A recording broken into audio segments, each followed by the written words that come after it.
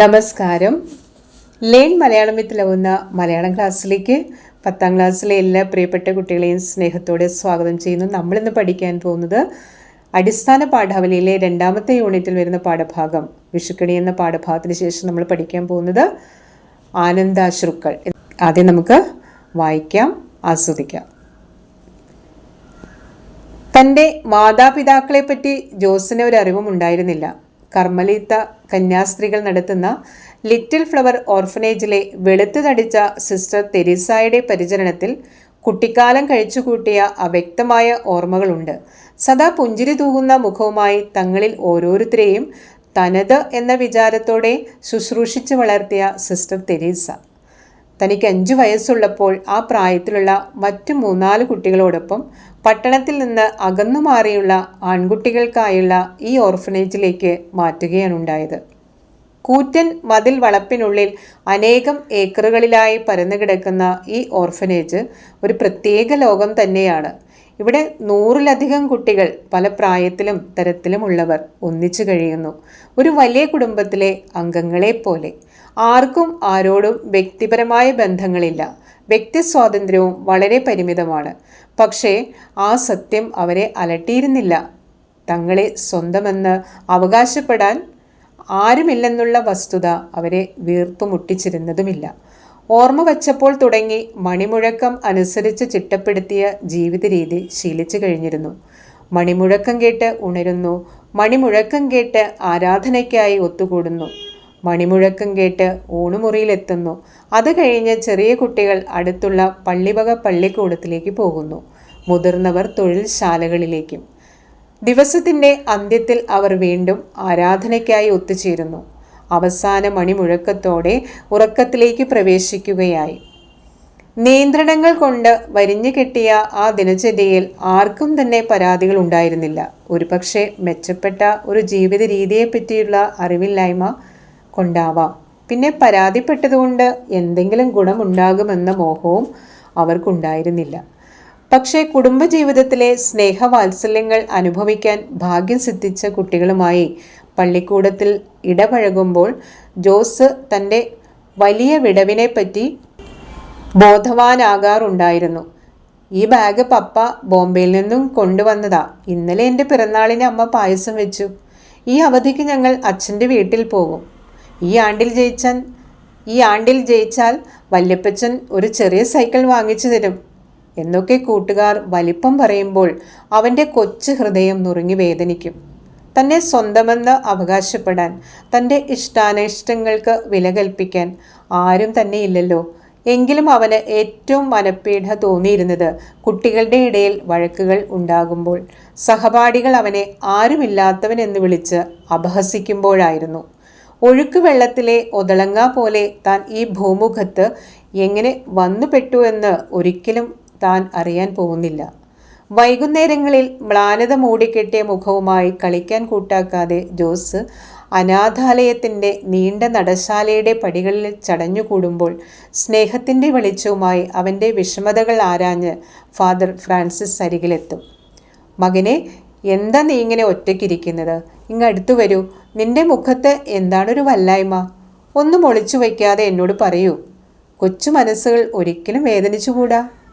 തൻ്റെ മനസ്സിൽ തിങ്ങിക്കൂടുന്ന അവ്യക്തമായ വേദനകൾക്ക് വാക്കുകൾ കൊണ്ട് രൂപം നൽകാനാവാതെ അവൻ കുഴങ്ങുമ്പോൾ അദ്ദേഹം സാന്ത്വനപൂർവ്വം തോളത്ത് തലോടിക്കൊണ്ട് പറയും, മകനെ, നിന്റെ വിഷമം ഞാൻ മനസ്സിലാക്കുന്നു. പക്ഷെ നിനക്ക് ആരുമില്ലല്ലോ എന്ന് ഒരിക്കലും നീ നിരാശപ്പെടരുത്. അതാ നോക്കൂ, ക്രൂശിക്കപ്പെട്ട യേശുവിൻ്റെ രൂപം.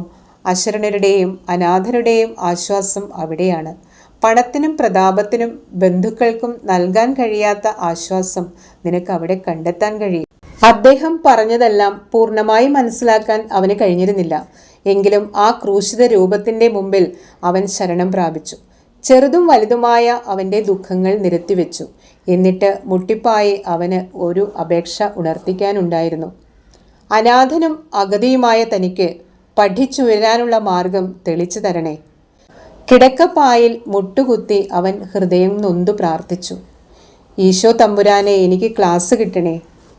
നെം നെം നെം പ്രഭാതമണികൾ മുഴങ്ങുകയാണ്. അവൻ ചാടി എഴുന്നേറ്റു.